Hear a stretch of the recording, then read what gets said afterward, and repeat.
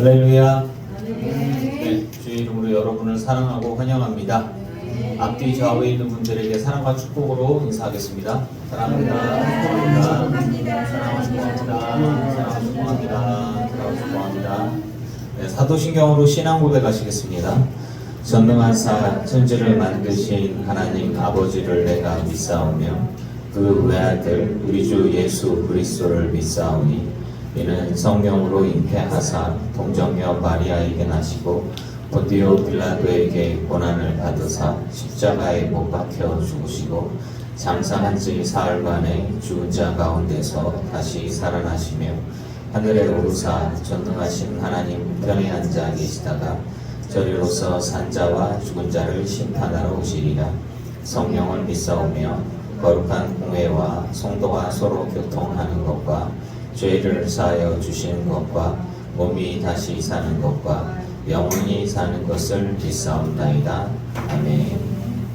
찬양 88장 찬양하시겠습니다.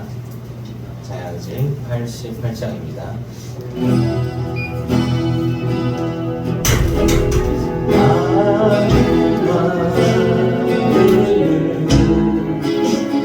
정든과 같이 정결케 하소서. 나의 마음을 정든과 같이 하소서. 내 영혼을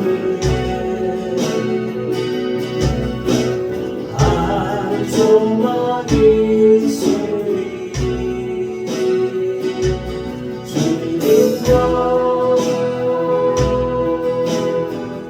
같이 거룩하게 하소서. 나의 삶을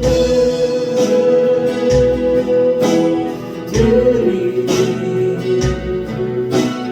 거룩하게 하소서. 오 주님 나를 받으소서. 나를 받으소서.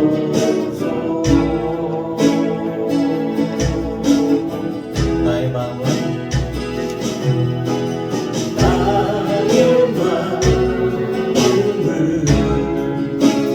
정금과 같이 정결케 하소서. 나의 마음을 정금과 같이 하소서.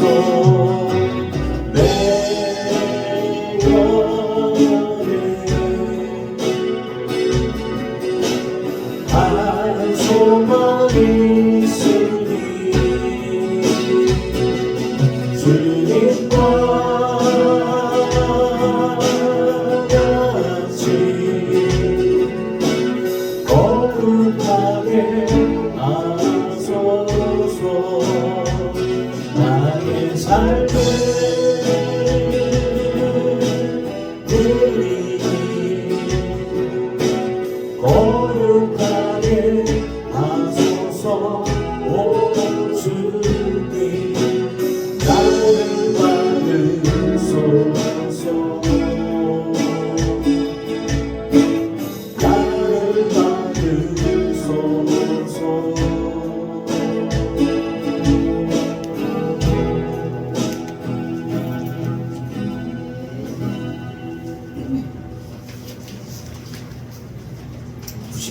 내가 어둠 속에서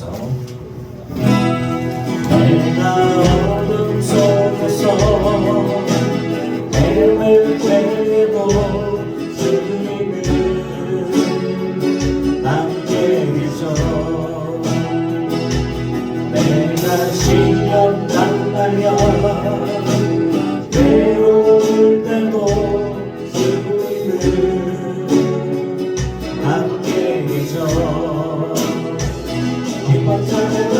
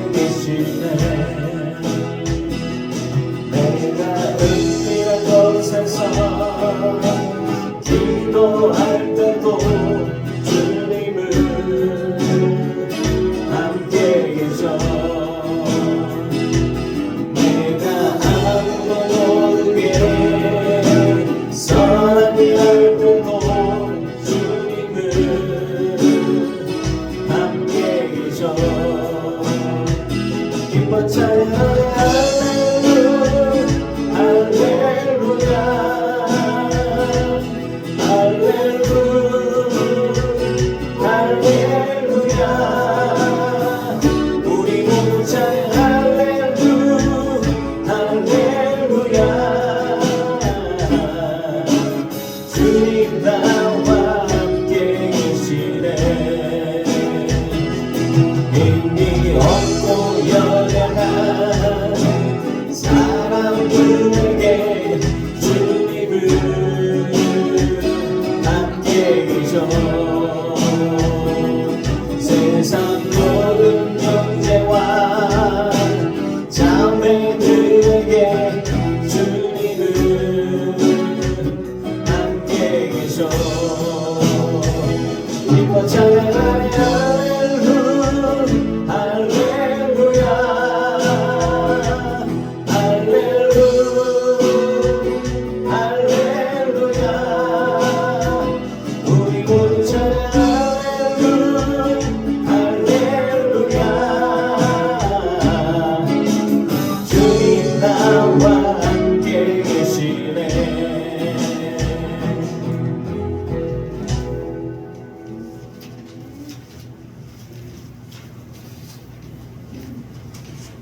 자, 95장 찬송가는 315장이고요.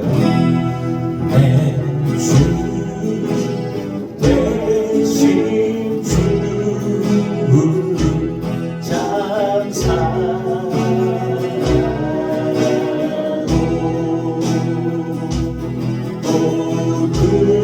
모두에게 죄를 다하리라.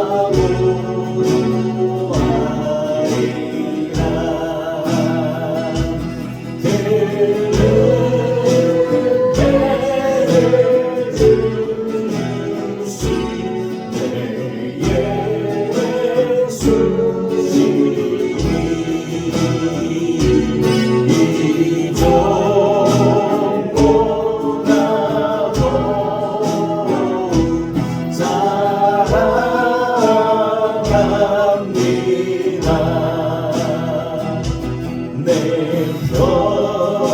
평생의 힘쓸 그 의무는 주 예수의 도를 늘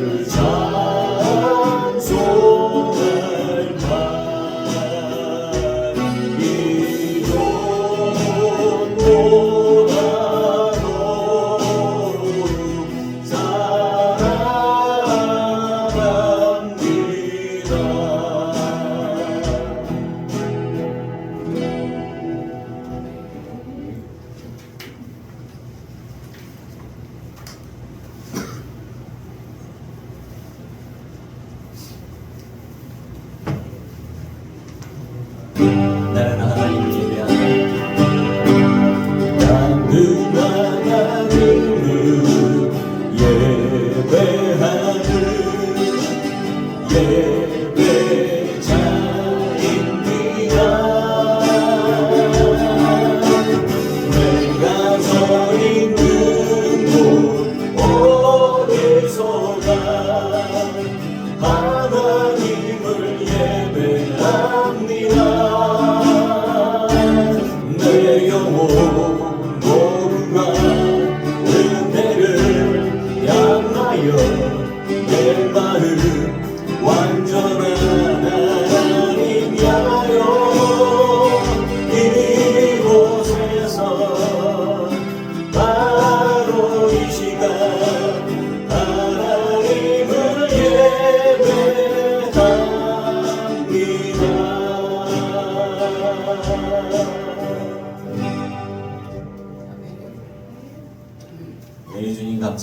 우리가 모든 찬양과 영광과 존귀를 주님 홀로 받으시옵소서. 지금까지 지낸 것이 다 주의 은혜이오니 주님 앞에 감사와 찬양을 올려드립니다. 우리가 늘 매 순간 주님을 바라보고 살아가려고 하지만 우리는 이 땅 가운데 살아가고 있습니다. 정말 주님 도와주셔야 살 수 있습니다. 감당할 수 있습니다. 거룩한 성도요 자녀요 또 일꾼으로서 살아가고자 하는데도 우리가 지은 죄들이 있습니다. 회개하오니 주님 용서하여 주옵시고 다시 죄를 짓지 않고 거룩함으로 설 수 있도록 계속해서 붙들어 주시고 공급하여 주시옵소서. 우리 사랑하는 성도들, 우리 성도들의 삶, 이들의 일하는 일터, 삶의 자리, 가족, 하나님 기억해 주시옵소서. 붙들어 주시옵소서. 주님 공급해 주시지 않으면 이 험난한 세상 우리가 이겨나갈 수 없습니다. 주님 무엇보다 지켜야 할 것이 우리들의 마음일진데 주여 흔들리지 않게 하시고 의심하지 않게 하시고 절망하지 않게 하옵소서. 육신이 연약해져서 통증이 오고 아플 때에도 주를 바라보며 믿음으로 나아가게 하여 주시고 내가 생각하는 것들이 아닌 자꾸 벽에 부딪히고 어려움이 닥쳐오더라도 주님 바라보면서 은혜를 구하고 도움을 구하고 헤쳐나갈 수 있도록 주님 붙들어 주시옵소서.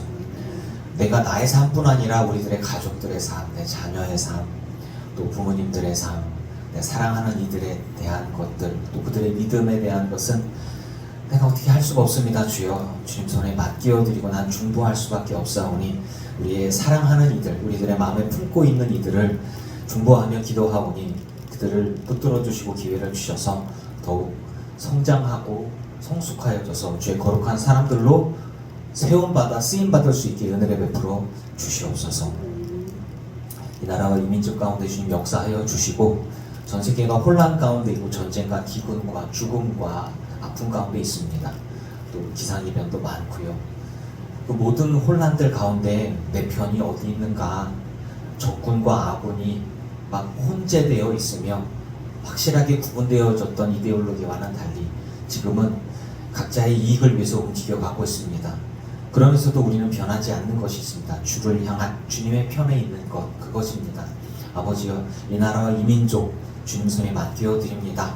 많은 종교들이 있고 많은 이단들이 있고 많은 귀신을 섬긴 들이 있지만 그래도 주님 앞에 기도하고 있는 당신의 백성들의 기도를 들어주시사 이 민족이 온 세계 열방 위에서 거룩하게 쓰임받는 당신의 선택된 선민 백성으로 복음을 전하며 쓰임받으며 또 풍요롭게 하나님의 은혜 가운데 사용되어지고 회복되어지고 평화로 이끌어갈 수 있는 그런 나라, 그런 민족 되게 하여 주시옵소서.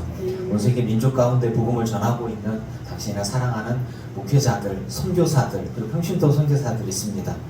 그들의 삶을 주님 기억하여 주시고 생명이 위태로운 경우도 있습니다. 아버지여 보호하여 주시고 붙들어 주시사 그들이 먹을 것, 입을 것, 쓸 것과 함께 그들의 생명까지도 하나님 손에 맡기었으니 아버지여 붙들어 주시고 보호하여 주시사 은혜 가운데 아름다운 간증들이 성령의 역사들이 열매들이 맺어지게 하여 주시옵소서. 하나님 오늘 예배하는 모든 성도들 주님 기억하여 주시고 오지 못한 이들까지도 주님 기억하여 주시사 여러 모양의 사정들 가운데 아픈 이들도 있고 오지 못한 이들 하나님 기억하여 주시옵소서. 사랑하는 이들 가운데 하나님 말씀하시고 언제나 동행하여 주시사 우리들의 모든 삶을 통하여서 주님 영광 돌리기를 원하나이다. 동행하시고 붙드시고 우리의 삶을 통해서 아름다운 열매들이 맺게 하여 주시옵소서. 이 시간에 역사해 주실 것을 믿고 감사하며 예수님의 이름으로 기도합니다.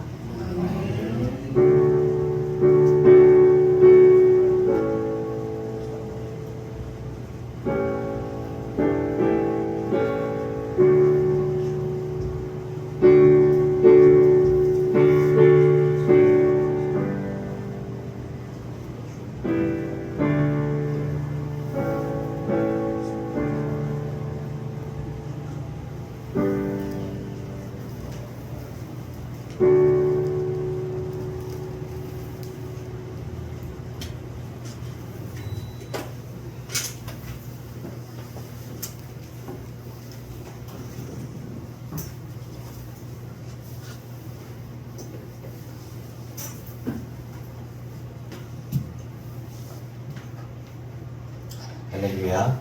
네, 주의 이름으로 여러분을 사랑하고 축복합니다. 날이 좀 풀렸는데 이번 주 말부터 아주 다음 주부터 엄청 좀 추워진다고 해요. 10도 밑으로 떨어지고 영상이 없으니까 잘 입으시고 물 많이 드시고 콜록거리는 목사가 할 얘기는 아닐까요? 뭐 답이 없어요. 마스크 잘 쓰시고 우리는 고령자가 많으니까 건강관리에 신경 쓰셔야 돼요. 물 많이 드시고 잘 씻으시고 네, 그리고 잘 드시고 잘 주무시고 네, 그냥 이 정도 이렇게 합시다. 마스크 잘 쓰시고요. 말씀 보겠습니다. 디모데전서 4장 11절에서 16절까지 말씀입니다.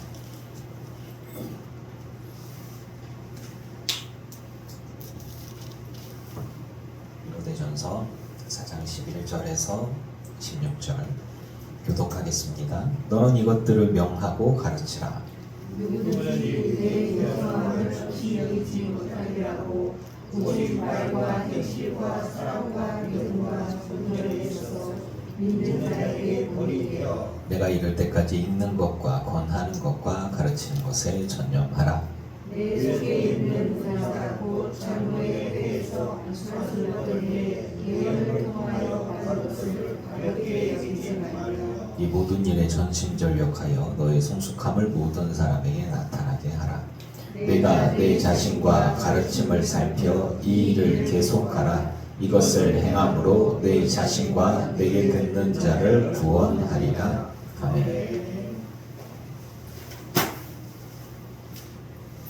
오늘의 말씀은 모든 교사에게 하는 이야기입니다. 교사, 가르침의 상. 그럼 교사는 누구냐? 모든 성도는 교사여야 합니다. 디모데에게만 하는 얘기가 아니고요. 이거는 모든 목사들에게, 모든 직분자에게, 모든 어른들에게, 모든 성도에게 적용되는 것입니다. 성도의 삶은 가르침의 삶입니다. 가르침은 뭐냐? 교육이라고 하는 건데요. 그러면은 교육과 잔소리의 차이를 아십니까? 교육과 잔소리. 교육은 교육을 했을 때의 생각이란 걸 남기고요. 잔소리는 감정을 남깁니다. 이거 확실히 구분해야 돼요.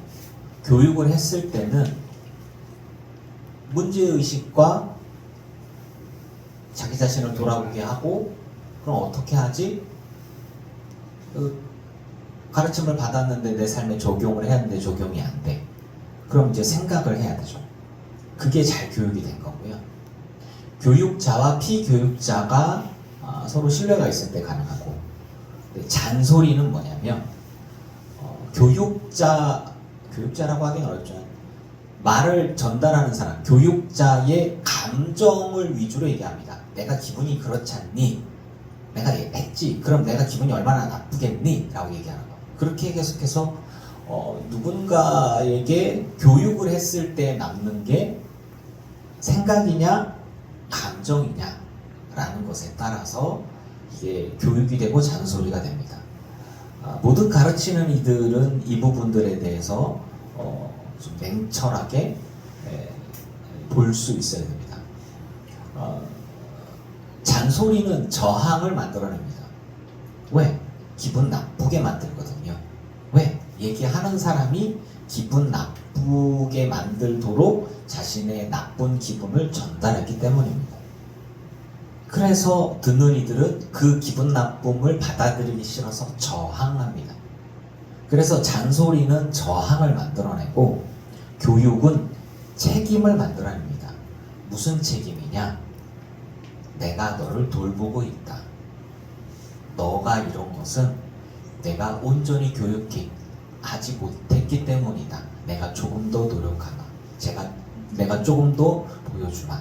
이런 것들이 내가 너를 돌보고 있고 너가 성장하는 것은 바로 나의 역량이다 라는 것들이 전달되어졌을 때 피교육자는 자기도 뭔가 바뀌어야 돼.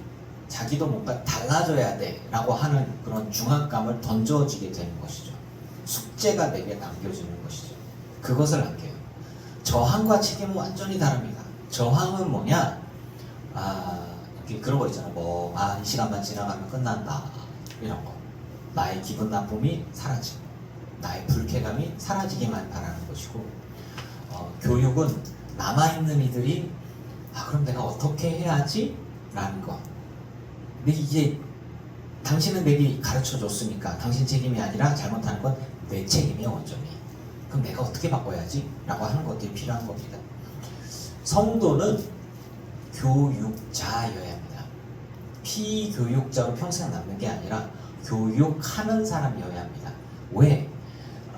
예수님도 교육자이셨고 예수님도 제자 훈련을 하셨습니다. 그래서 제자들 교회, 제자 교회, 이제 교회가 성장하는 건 가르침을 위주로 가고 있는 거죠. 교육자는요, 본인 감정 중심이 아니라 피교육자의 성장과 성숙이 중심이 되어야 합니다. 그런데 이런 말이 있어요. 내가 너 잘 되라고 하는 말인데 하면서 본인의 쓰레기를 다 쏟아냅니다. 뭐로? 감정으로. 그거는 교육이 아닙니다. 폭력입니다. 사랑이 없는 교육은 잔소리입니다. 그러니까 여러분 이 말씀들의 적용이 가장 부담이 되는 건 설교자입니다. 왜? 설교자는 가르치는 자이기 때문에. 설교자는 내 설교가 잔소리가 됐을까? 나의 가르침이 잔소리가 됐을까? 아이들에게 저항감을 남겼을까? 아이들에게 뭔가 책임이나 어떤 생각을 남기지 않고 이 아이들을 불쾌하게 하거나 거절하게 하거나 이런 것들이 있었을까? 라는 생각을 계속해서 할 수밖에 없는 설교인 거예요. 그래서 가장 제가 부담이 가장 큽니다. 교육을 잘 받은 자는요, 성장합니다. 분명 성장합니다. 근데 잔소리를 듣는 사람은 저항하게 되죠. 무엇을? 성장을 거절합니다. 좋은 소리를 아무리 해도 그 밭이 옥토가 아니에요. 돌이에요. 잔소리 저거. 들었던 거, 이런 식으로. 그러면 절대 그 말이, 그 말씀이, 그 능력이 뿌리를 내리지 못합니다. 하나님의 말씀이 아무리 전달되어져도 뚜껑 닫고 있으면 전혀 능력이 일어나지 않는 거예요. 말의 능력이 있습니다. 축복의 언어를 사용하시고, 생명의 언어를 사용하시고, 성장의 언어를 사용하시고, 그것이 능력의 언어가 돼서 열마가 맺도록 쓰임받기를 축복합니다. 핵심적인 차이는 뭐냐? 교육자 위주로 봤을 때는 삶입니다. 가장 강력한 교육은 삶입니다. 삶으로 보여주면 말이 필요 없어요. 말이 필요 없어요. 말로만 하는 교육은 반쪽짜리입니다. 그런데 삶으로 보여주는 교육은 큰 감동과 책임 있는 성숙을 낳습니다. 제가 존경하지만 감히 따라가지 못하는 최춘선 목사님 경우 그 아들들이 부자였다가 가난해지고 아버지가 거지 같은 모습에 광인의 모습으로 신발도 안 신고 독립운동도 하셨고 복음을 전한다고 그러다 죽다 살아나더니 재산도 다 잃고 땅도 다 잃고 정말 거지 같은 모습으로 돌아다니면서 알아들을 수 없는 말만 하다가 돌아가셨다. 자식들 입장에서는 도저히 이해가 안 되는 거죠. 그런데 최춘선 목사님의 삶을 영화로 만들어서 돌리고 많은 사람들이 감동했을 때 그 자녀들이 아버지의 삶을 보고 아버지의 깊으신 뜻과 그분의 삶의 고백들 보고서 형 목사가 되셨더라고요. 자기 아버지가 최춘선 목사님이십니다. 그러면서 본인이 목사가 됐어요. 넌 목사가 되어라 라고 아마 안 했을 겁니다. 그 목사님. 본인의 삶을 그냥 보여주고 그것들이 자녀에게 감동이 되어져서 감히 우리 아버지 같은 삶을 살지는 못하지만 그래도 하나님께 내 삶을 드려야지 라는 것들이 바뀌는 거죠. 큰 감동이 있었고 또 책임 있는 삶 그리고 따라가는 삶. 예수님은 제자들을 사랑하셨습니다. 끝까지 사랑하셨습니다. 그리고 보여주셨어요. 감히 우리가 하나님이신 예수님만 하겠습니까? 나는 우리는 예수님이 걸어가신 그 길을 걸어갑니다. 사람을 보고 아유 실수하지요. 넘어지기도 하죠. 사람 보고 예수 믿다가 넘어지는 사람이 한 줄입니까? 존경하는 목사님도 실수하고 존경하는 장로님도 실수합니다. 그래서 사람은 사랑의 대상이고 믿음의 대상은 우리 주 예수 그리스도밖에 없음을 믿습니다. 우리 주위에 있는 많은 이들, 그 사람들이 갖고 있는 약점들, 실수들, 그런 것들을 드러내면 한이 없어요. 하지만 그럼에도 불구하고 우리는 그리스도의 완전한 분량에 이를 수 있도록 계속 성숙한 삶을 살아야 합니다. 그것이 성화입니다. 실수하지만 또 회개하고 실수하지 않도록 하고 말에 실수가 없도록 삶에 실수가 없도록 행동에 실수가 없도록 그래서 더 이상 실수하지 않는 삶, 더 이상 죄짓지 않는 삶, 그리스도의 완전한 분량에 이르를 수 있도록 늘 자신을 쳐서 복종케 하는 삶이 필요합니다. 그래서 지난주에 얘기했던 것처럼 경건의 훈련이 필요한 거예요. 계속 경건의 훈련, 계속 반복하고 기도 훈련하고 말씀 보고 삶에 적용하는데 안 되고 넘어지고 또 죄짓고 회개하고 또 넘어지고 일어나는 거죠. 얼마 전에 우리 가족의 아이들 어렸을 때 영상들을 봤어요. 혀도 꼬부라지고 되게 막 귀여운 거예요. 아빠 막 이러면서 엄마 뭐 걸어가다 넘어지고 막 기어다니고 일어났다가 또 넘어지고 침 줄줄 흘리고 콧물 이렇게 나는 그렇게 막 먹고 너무 귀여운 모습들이죠. 그런데 그 아이들의 그 모습들이 10년이 지난 지금에서 똑같이 한다면 문제겠죠. 그런데 안 그러거든요. 안 넘어져요. 말도 잘하고 행동들이 성장했어요. 우리는 성장해야 하지 않겠습니까? 언제까지 아기일까요? 언제까지 바닥을 기고 다니고 언제까지 엄마 젖을 달라고 우유를 달라고 계속 물어대기만 할까요? 우리는 주님 앞에 일하는 일꾼이 되어야 할 것입니다. 성장해야 합니다. 성숙해야 합니다. 하나님이 사용하실 만한 자가 되어야 합니다. 저희 큰아들놈이가 드럼 학원을 1년을 다녔습니다. 1년 동안에 여 앉아서 이거를 치지는 못했어요. 기다리는 거죠. 준비될 때까지. 근데 어느 순간 잡더니 드럼을 치더라고요. 끝났어요.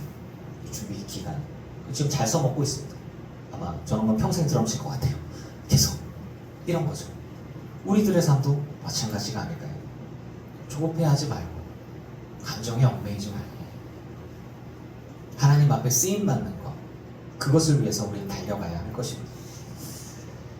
예수님께서 12제자를 교육하시고 삶으로 보여주신 것처럼 예수님이 십자가 지시고 죽으셨다가 부활하시고 나서 제자들도 막 정신이 없었죠. 근데 성령이 임하시고 나서야 교회 공동체는 완전히 뒤집어집니다. 그리고 그들은 그동안에는 끌려다니는 제자들의 삶이었고 정말 좌충우돌에 분별이 안 됐는데 성령이 임하시고 나자 12제자가 드디어 12사도가 되어졌어요.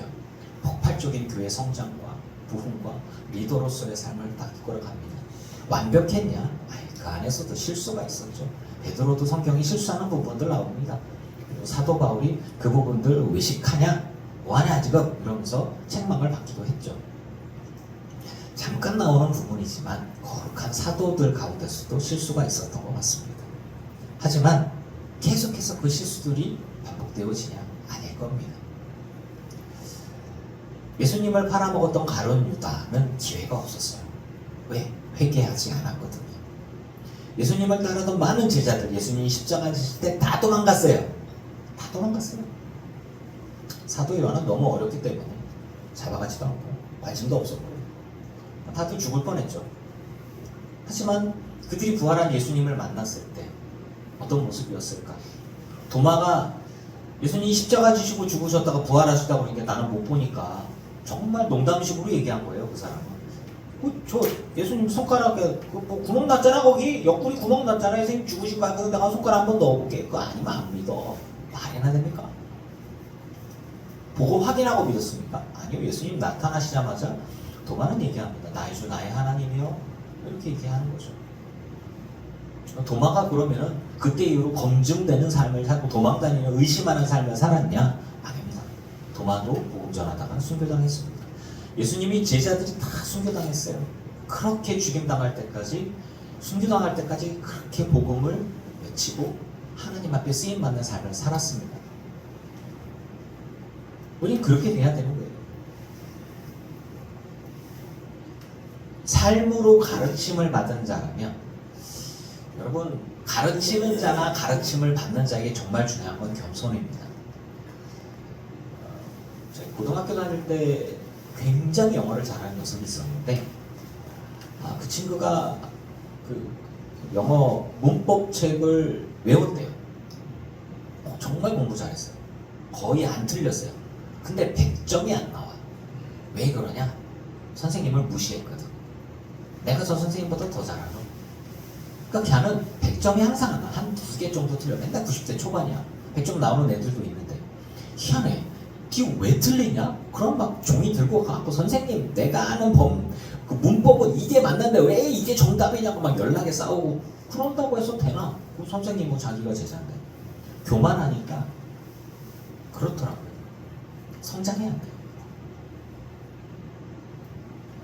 우리가 교만하게 되면 정말 정체됩니다. 그게 참 문제가 되는 거죠. 가르침을 받는 자는 모든 가르치는 자와 좋은 것을 함께하라고 성경에 말했는데 정말 진리인 것 같아요. 하나님의 말씀이 여러분에게 전달되어질 때 여러분은 하나님 말씀 앞에 온전히 겸손히 아멘으로 받아들이고 순종하기를 축복합니다. 가르치는 자는요, 나이, 성별, 인종, 출신, 재산, 건강, 신분에 관계없습니다. 가르치는 자이니까. 제가 감리교신학교를 나와서 전도사를 나가고 설교를 합니다. 제자훈련을 시작을 했어요.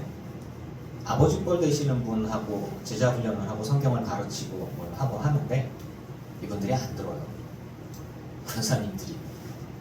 왜 안 듣냐? 전사님 나이가 몇이에요? 20몇 살인데요? 우리 막내 아들보다 나이가 어리네. 끝났어 이제. 하나도 안 들어. 동백선교회 처음에 왔을 때 제가 설교를 이렇게 얘기했어요. 어떤 권사님이 쭉 와서, 목사님 뭐 그렇게 가르치는 설교를 하고 그래요? 다 알아요 우리. 설교가 제대로 되겠습니까? 네. 결국 그분은 교회를 나가셨죠. 우리가 앞에 있는 목사가 나이가 어떻든 전도사고 목사고 목회자로서 말씀을 준비하고 설교를 하는데 앉아갖고 점수 매기고 있어요. 이번 목사의 이번 주 설교는 경쾌하셨어. 이게 뭐야? 이번 주는 좀 괜찮네. 이번엔 좀 은혜를 받았네. 이제 은혜 좀 받읍시다. 설교가 그게 뭐요? 그러니까 그 설교가 그게 뭐요는 마음의 소리고 하고, 그러니까 이런 거죠. 그분은 교육이 되겠습니까? 제자훈련을 하다가 못했어. 왜? 못 따라와. 안 따라와. 하는 건데 뭐 굳이 뭐 이런 거 왜 하냐. 이런 거죠. 확실하게 말씀드릴 수 있는 건 뭐냐? 교만은 끝난 거예요. 가르침을 받는 자는 겸손으로 무장하시기를 바랍니다. 선생이 나이가 어리거나 그래서 무시한다. 그러면 그 학생은 거기서 끝나는 거예요. 더 이상 잘하지 않습니다. 교만은 가장 큰 넘어짐의 앞잡이입니다. 넘어지게 만드는 것 같아요. 그것이 학생에게는 암과 같은 거죠. 죽는 거예요. 정말 그런 것 같습니다. 제 지인들 중에서도 머리가 좋은 애들이 참 많은데 쟤는 100점이 나올 수 있는 아이인데 그렇게 안 돼. 교만해야 돼. 자기가 다 안 돼. 성장이 안 돼요. 거기서 딱 멈춥니다. 우리는 평생 겸손히 배우고 익히고 그래서 성장해서 열매 맺는 자, 쓰임받는 자가 되어야 할 줄로 저는 믿습니다. 가르치는 자는요, 그래서 본을 보여야 되는 경우가 있어요. 말과 행실과 믿음과 정절에 있어서 본이 되어야 한다. 그래서 목회자 자녀들이 힘들어요. 왜? 아빠는 성도들 앞에서 거룩하고 멀쩡한 것 같은데 집에 오면 안 그런 것 같거든. 왜 아빠는 교회만 가면 멀쩡해져요? 라고 얘기했던 것처럼 그냥 흠이 없는 모습, 부족함이 없는 모습으로 보여야 되는 거죠. 가족들한테 이제 편안하게 그렇게 보일 수도 있겠지만, 저는 이 말이 들었습니다. 가르치는 자는 말만이 아니라 행실이, 믿음이 정절에 있어서 본이 되어야 한다. 전도사를 갔을 때 목회를 그만둘 만한 상황들, 앞에서는 거룩해 할렐루야 사랑합니다 라고 하는데 뒤에 가서는 전도사하고 신학생도 조인트 막 발로 차면서 이 새끼야 이게 뭐야 이게 이렇게 되어지면은 와 정신이 없는 거죠. 앞에서는 사랑을 얘기하는데 뒤에 가서는 막 애들 두들겨 패고 막 부인 패고 막 이렇게 목사가 저러면은 막 이제 이러면은 그 우스갯소리로 큰 교회 목사님이신데 저 신방전도사 자기 도와준 게 마음에 안 들어 뺨을 빡 때렸어요. 여자분은. 그러고 난 다음에 끌고 가고 100만 원짜리 옷 사주고. 아니 이게 뭐 그 교회를 다닐 수가 있겠냐고요. 성도들은 몰라. 뭐 이런 상황들인 거죠. 선거를 한다고 교회 돈을 가지고서 봉투 만들어서 이렇게 돌리고 그런 모습을 보면서 아니 저게 무슨 목사야, 저게 무슨 영적 지도자야. 나도 저런 세계에 들어가야 돼? 그러니까 이런 생각을 하니까 중간에 이제 신학교를 탈락하는 친구들이 좀 있었단 말이죠. 신학교를 다니고 있는데 대학 교수들이 있는데 목사들이 정치력을 발휘해서 자기 말 안 듣는 교수를 막 잘라내고 그러니까 데모하고 막 이런 일들이 좀 있는 거죠. 그러면서 교회에서는 거룩한 모습인데 교회 밖에 나와서는 아주 정치꾼이고 정치 패거리고 막 되도 안 되는 얘기하고 막 흑색선전에 거짓말들을 막 퍼뜨렸어. 정말 진짜가 아닌 걸 알아. 하지만 자기에게 유리하니까 그렇게 퍼뜨리는 거야. 그걸 이렇게 보고 있어서 밑에서 수행원으로서 일하고 있는 전도사 신학생들 입장에서는 미쳐버리는 일이죠. 진짜 이게 지금 뭐냐, 뭐 하고 있는 거지? 이런 것들이죠. 전도사로 어느 교회에 딱 들어가자마자 이쪽 교인들 나눠 있어. 서로 연락에 싸워. 찬양대도 두 군데로 나눠 있어. 이쪽 장로파 싸워. 목사 가운데 낑겼어. 뭐 하자는 거예요? 그러면서 교회 안에서 사랑을 얘기하고 정의를 얘기하고 이렇게 되어지면 애들이 뭘 배우겠냐고요? 본인이 되냐고요? 모든 가르치는 자는, 모든 영적 지도자는 본인의 삶과 본인의 말과 정절에 있어서 말과 행실, 직장, 일터 어느 곳에서든 흠이 없기를 축복합니다. 굉장히. 그래서 목회자 자녀들이 조금이라도 엇나가거나 그럼 막 집에 가서 싹 조접하는 거예요 그냥. 왜? 자기 얼굴에 먹칠했다 그거요. 그래서 목회자 자녀들이 막 눌려있는 게 있어요. 우리 집은 아무 상관없어요. 아무 개념 했어요. 절대 그렇지 않기 때문에. 그래서 목사가 소가리를 합니다. 목사가 사면. 자, 말과 행실이 다르면 그건 교사가 아닌 거예요. 성도는 하나님의 사람이라면 읽고 권면하고 가르치는 자여야 합니다. 여러분, 늘 읽고 권면하고 가르치기를 축복합니다. 그것이 본인의 감정에 속한 게 아니라 하나님의 말씀에 속한 것. 나 중심으로서가 아니라 이 사람을 어떻게 성장시킬까? 이 사람을 어떻게 성숙시킬까? 이 사람을 어떻게 하면 하나님의 사람으로 세워서 쓰임받게 할까에 관심이 있어야 돼. 제가 정말 불편했던 말 중에 하나는 나는 입 바른 소리를 잘해. 그냥 들어. 그거예요. 나는 원래 그래. 나는 입 바른 소리를 잘해. 내 얘기는 꼭 해야 되겠어. 너를 위해서 아니면 나를 위해서. 나를 위해서. 그럼 폭력입니다. 이런 것들이죠. 저 사람이 성장하기 위해서 저 사람이 꼭 필요한 것이 무엇인가를 신경 쓰지 않아요. 뭔가 내 눈에 거슬려. 그 얘기를 꼭 해야 되겠어. 누구를 위해서? 나를 위해서. 그건 성령의 사람이 아닙니다. 교회 안에서 우리들의 말과 행실에 있어서 생명을 살리는 거룩함이 있기를 축복합니다. 사랑이 없이는 아무 말도 하지 마세요. 되게 중요한 겁니다. 이런 말을 하면서 가장 부담은 저라니까요. 목사가 제일 부담이 돼. 이런저런 얘기를 뚝뚝뚝뚝 던지는데 사랑이 없이는 하지 말라는데 막 돌이켜서 내가 사랑 없이 했나? 그런가? 막 계속 고민 안 한단 말이에요.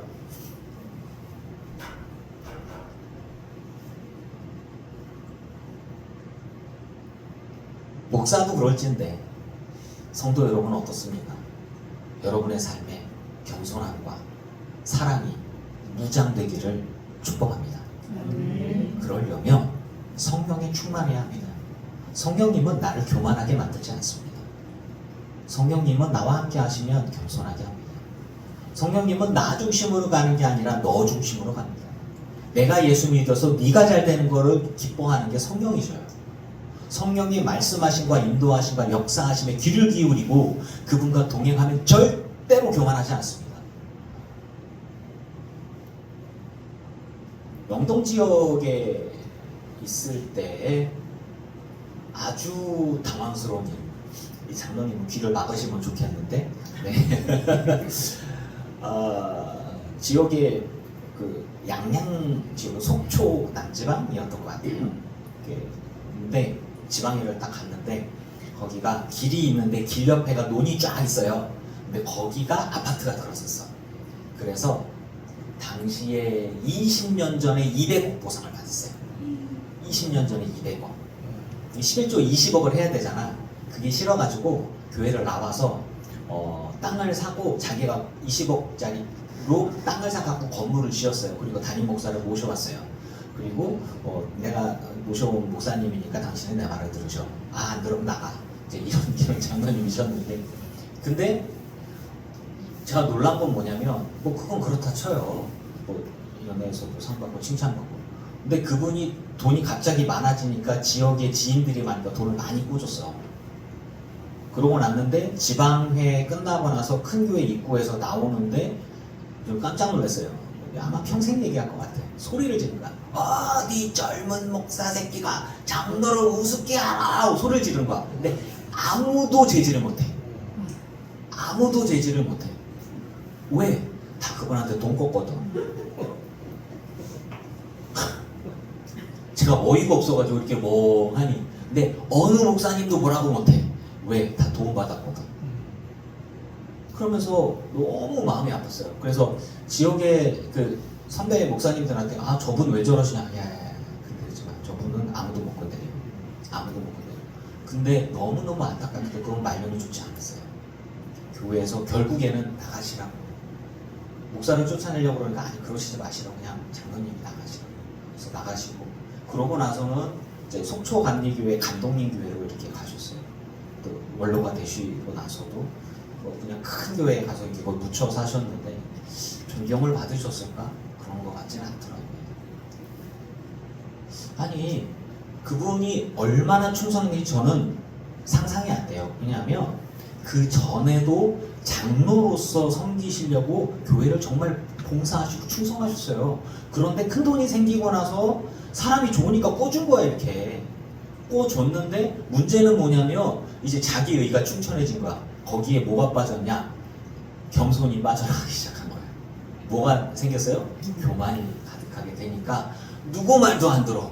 담임 목사 말도 안 듣고 감독 말도 안 듣고 지방의 감리사 말도 안 듣고 지방회를 하는데 사람이 200명인가 모였는데 거기에서 소리를 고래고래 지르는데 아무도 제지를 못해. 그래서 뭐 저런 분이 다 있냐? 라고 했는데 제일 가장 강력하게 느낀 건 뭐냐면 교만이에요. 교만. 그러면서 제가 안타깝게 느낀 건 뭐냐면 그분이 교육을 하면 여러분 그분의 교육을 받을 수 있겠습니까? 아니면 제가 그분을 앉혀놓고서 교육을 할 수 있겠어요? 교육이 안 되죠. 그래서 이런 생각들을 합니다. 교만한 자는요, 하나님 앞에서든 교회 안에서든 어느 곳에서든 고인물처럼 쓸데없어 썩어지고 버려지고 외면받게 됩니다. 왜? 그분은요, 교회 교인들이 너무 부담스러운 거야. 물론 그분이 헌금을 많이 해요. 교회에 도움이 돼.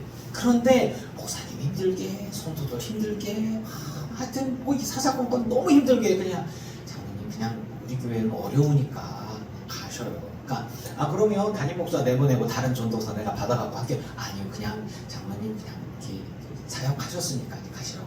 결국에는요, 본인이 헌금해서 세운 교회에서 돈 다 받아서 그냥 나가셨어요. 그러니까 그게 뭐냐면 교인들이 그 결정을 한 거야. 본인의 여기서 역할들이 있는데 그러시면 안 된다. 그러니까 그러시면 아니요, 그냥 이렇게. 그러면서 너무너무 마음이 아팠어요. 제가 얘기 듣기로는 그분이 얼마나 무릎 꿇고 기도하면서 그 교회를 겸손하게 섬겼던 분인가라는 거예요. 그리고 그분을 잘 가르치고 가깝게 지내던 좋은 목사님이나 평신도 지도자들이나 뭐 전임 장로님들이나 존경하는 분들이 되게 많았어요. 그리고 좋은 분들이 실제로 많아요. 정말 순수하고 깨끗한 믿음이었는데 그분이 큰 돈이 생기고 교만하여지니까 다 부담스러워하는 분이 된 거예요. 그래서 그분은 목사의 설교를 평가하는 분이고 은혜를 못 받죠. 그럼 다른 원로 장로님이나 다른 원로 권사님들이나 가깝게 지냈던 동네 어느 분도 그분을 지도했던 그 나이 많으신 그 어른분들도 이분에게 말이 씨가 안 맥히는 거야. 왜? 교만해서. 교육을 더 이상 안 받는 거야. 내가 뭐 더 이상 내 교육 아니 돈 많은 거하고 교육 받는 거하고 무슨 상관이 있어요? 그건 마찬가지예요. 저나 여러분이나 저도 마찬가지고 여러분도 다 하나님 앞에 겸손히 무릎 꿇고 언제나 배우는 자로서 성숙하고 정결하며 말과 삶에 있어서 덕이 되는 삶을 살아가시기를 축복합니다. 왜냐하면 하나님이 나를 보고 계신단 말이에요. 하나님이 날 보고 계세요. 성경에 보면 내가 사람을 기쁘게 하랴 하나님을 기쁘게 하랴 사람을 기쁘게 하는 자는 나는 하나님의 사람이 아니다. 성경에 나오고 있어요. 우리는 하나님을 기쁘게 하는 사람이어야 합니다. 그건 누구나 상관이 없어요. 목사가 됐는데 원로 목사님이요. 여기 성혈교회라고 하는 교회가 있어요. 그 교회에 책도 많이 쓰시고 지식이 되게 많으신 분이 전도사 하나를 데려다가 담임 목사를 하면서 잘 가르치면서 이렇게 키웠어요. 그래서 교회가 성장합니다. 그리고 그 전도사가 되게 똑똑한 친구라 책도 쓰고 막 이렇게 인터넷에 보면은 막 신학적인 논쟁하는 데 나가서 막 1등도 하고 뭐 하여튼 잘 나가는 친구예요. 그 친구를 잘 가르치면서 이렇게 쭉쭉쭉 했어요. 그러고 났는데 어느 순간 그 원로 목사님이 그 분이 그 전도사 이렇게 하기 시작을 하는 거예요. 목사에게 이렇게 하기 시작을 하는 거예요. 그래서 아이 그 어르신이 그럴 뿐이냐 그러시더라고요. 돈 갖고 막 하고 몇천만 원 뭐 이렇게 하고 지식이 많고 그 교회를 오래 했더라도 결국에는 내가 뭔데 라고 하니까 자기가 세운 전도사를 자기가 내쫓는 그래서 교인들이 그 친구 따라서 다 나가게 되니까 이제는 뭐 보증금도 안 줘. 이 건물 내 거니까 뭐 이게 이런 식으로 해서 결국엔 소송까지 이렇게 가서 교회가 2개가 됐어요. 그래서 부송교회가 그 자리에 있고 다른 전도사 불러와서 하고 있고 성혈교회라고 또 다른 지역으로 해서 정말 청년들이랑 같이 교회가 이렇게 분리되어졌어요. 처음에는 되게 아름답게 시작을 했는데 선을 계속 넘어가는 거죠. 이렇게 그러면서 다 내 맘대로 해요. 너 내 맘대로 설교하고 내 말대로 하고 성도에 대해서 이렇게 하고 쟤 마음에 안 드니까 쟤는 내보내고 쟤를 키워 쟤 지분 주고 어떻게 하실 분이? 그 친구는 그건 아닌데요? 라고 얘기를 하니까 부딪히기 시작을 하는 거죠. 교회 재정도 막 만지고 아니 그거는 저희가 알아서 이렇게 할 테니까 그냥 그렇게만 알고 계세요. 원로시니까 그랬더니 아니야 이건 내 거야 이렇게 되어지니까 예전에 제가 그 사무수표에 있을 때 원로이신 분께서 재정 딱 틀어잡고서 이제 막 흔들고 그거 건드리면은 너 나가 이런 거랑 똑같은 거예요. 그거는 뭐 평신도든 목회자든 사람이 교만해지니까 똑같더라. 너무너무 아쉽죠. 여러분 우리가 하나님 앞에서 가르치는 삶을 살아가야 되는데 그러한 모습을 보이면 교육이 되겠습니까? 안 되겠죠. 교육을 받는 사람이나 교육을 하는 사람이나 하나님의 은혜 가운데 주님 앞에 서는 그 순간까지 거룩하시고 성결하시기를 축복합니다. 정말 필요한 거예요. 그래서 저는 두렵고 떨림으로 설교하면서 이걸 지킵니다. 저희 아이들이 저를 보면서 혹시나 실망하지 않을까. 저희 아이들이 저의 신앙과 저의 목회와 저의 아이들을 돌보는 이런 것들로 인해서 혹여나 실망하지 않을까, 실족하지 않을까 이런 생각들로 항상 두렵고 떨리는 마음으로 이렇게 그렇게 살아갑니다. 여러분은 어떻습니까? 주님이 바라보는 교회, 주님이 바라보는 공동체의 리더는 절대 교만한 자가 아닙니다. 그리고 평생의 삶을 우리는 가르치는 삶을 살아야 합니다. 그리고 가르침 받는 삶을 살아가기도 하죠. 지도자, 성도의 마땅한 것은 그런 것입니다. 저번에 설교와 똑같이 이어지는 거예요. 말씀과 기도로 거룩하여지고, 그리고 그 경건의 훈련을 계속 반복하는 겁니다. 언제든지 나를 쳐서 복종케 하는데 그 나를 치는 건 뭐냐? 교만해지려는 나를 치는 겁니다. 내 마음대로 하고 싶은 것들을 치는 겁니다. 죄를 짓고 싶은 마음, 권력을 휘두르고 싶은 마음, 내 마음대로 내가 더 박수 받고 싶고 내가 더 위에 서고 싶어 하는 것들을 치는 겁니다. 근데 그게 정말 힘든 거예요. 굉장히 힘든 거예요. 이런 것들을 행함으로 나와 듣는 자를 구원할 것이라고 바울은 말합니다. 오늘 말씀이 진짜 무서운 말씀이에요. 이것을 내 자신과 가르침을 살펴 이 일을 계속하라. 끊임없이 하는 얘기예요. 왜? 이것을 행함으로 내 자신과 내게 듣는 자를 구원하리라. 정말 그래요. 신학교에 들어온, 감신대에 들어온 애들은 반은 장로님 아들, 반은 목사 아들, 그리고 가끔 낑겨서 저같이 집사 아들, 이런 애들이 있어요. 그런데 제 친구 녀석들 중에 많이 실족하는 애들이 뭐냐? 아버지에게 실망하는 애들. 장로님을 두려워하고 아버지를 두려워하고 실망하는 애들, 정치하는 분들을 만나서 실망하는 애들, 실족하는 애들, 그들은 정말 힘들어합니다. 왜? 존경스럽지 않거든요. 실망스럽거든요. 신학교 안에서 이렇게 보다 보면 무슨 파 해갖고 막 정치적으로 막 싸우는 분들이 있었어요. 그때 제 친구들은 너무너무 괴로워합니다. 왜?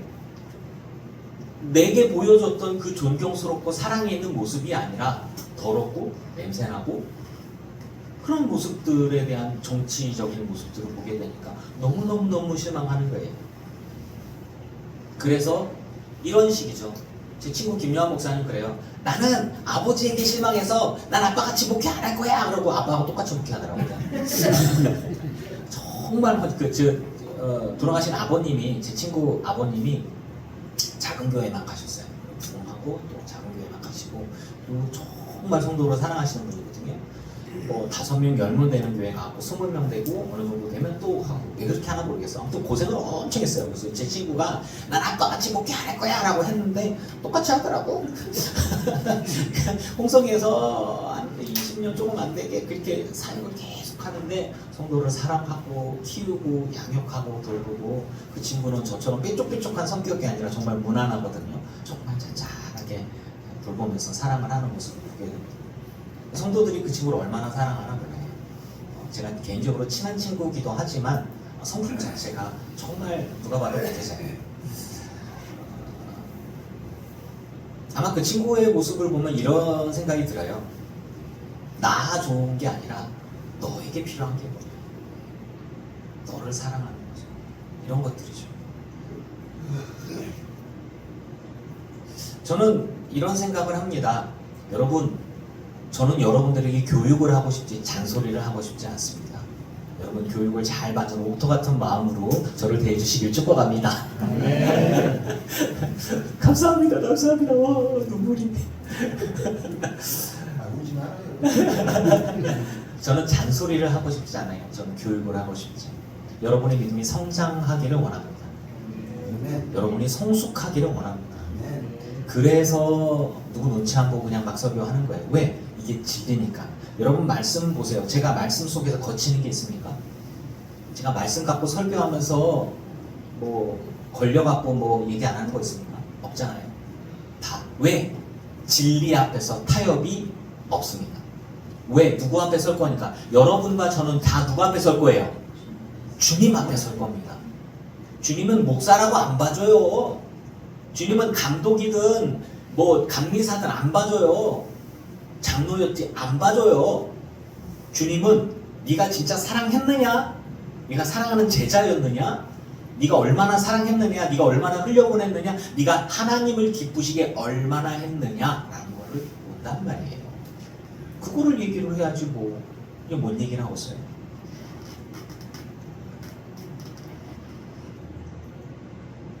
저와 여러분 다 우리 평생에 교육하면서 가르치면서 성장시키고 성숙하게 하는 성도의 삶을 살아갑시다. 자신을 돌아보고 덕이 되는 모습으로 본이 되는 삶에 전심전력합시다. 그것이 저와 여러분이 평생 붙들어가야 할 거룩함이고 정결함이고 그리고 가르침의 삶이고 마땅한 사역자의 삶입니다. 그렇게 성공하기를 주의 이름으로 축원합니다.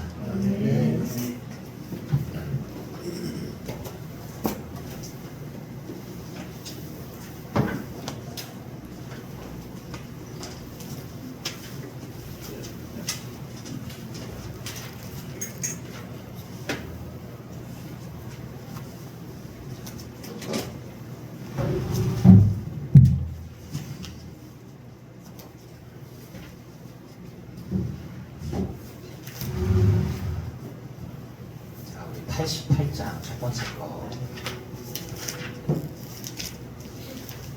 우리의 마음이 정금과 같이 정결해야 돼요. 교만하면 절대 깨끗해지지 않습니다. 88장 찬양하면서 예물 봉헌합니다. 나의 마음은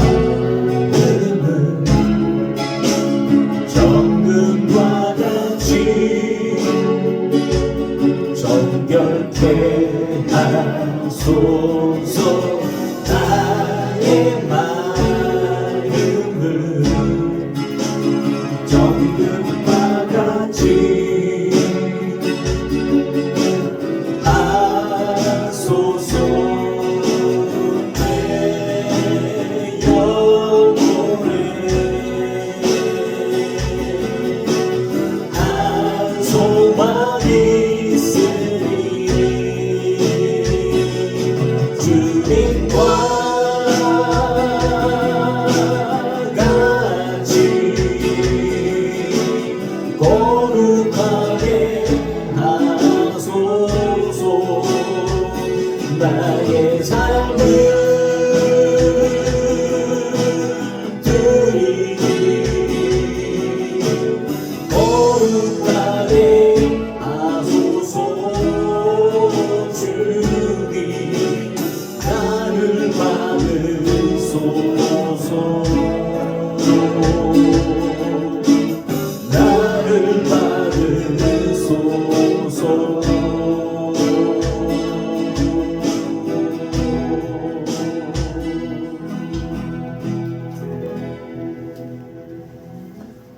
주님 앞에 예물 드린 성도들이 있습니다. 이들의 삶과 이들의 예물을 받으소서. 하늘의 기름진 복으로 하늘의 충만한 은혜로 땅의 기름진 복으로 누르고 온도로 넘치도록 하여 채워 주시옵소서. 하나님, 저희 마음이 불순물이 없게 하여 주시옵소서. 진짜 교만이 어느 누구든 자꾸 찾아옵니다. 나이가 많아져 가면서 교만해지고, 재산이 많아져 가면서 교만해지고, 지식이 많아져 가면서 교만해져 갑니다. 공동체 안에서 영향력이 커져 가면서 교만해져 가고, 그리고 누군가가 칭찬을 많이 해주고 박수 쳐주면 그게 우쭐해지면서 또 교만해지고, 목사도 마찬가지입니다. 사역을 오래 하면서 멋대로 하려는 교만함이 또 싹트고, 어느 정도 성장해지고 주변에서 아무도 거역하지 못하니까 꼭 죄를 짓고자 하는 교만함이 싹틉니다. 아버지요, 처음부터 끝까지 주님 처음에 만났을 때 그 순수함을, 또 주님께 충성하면서 기뻤고 행복했고 누렸던 그 순결함을 주님 앞에 서는 그 순간까지 정금과 같이 깨끗하기를 원하오니 오 주여 우리를 붙들어 주시옵소서. 정말 거룩하기를 원합니다. 정말 정결하고 성결하기를 원합니다. 돈에 타협하지 않고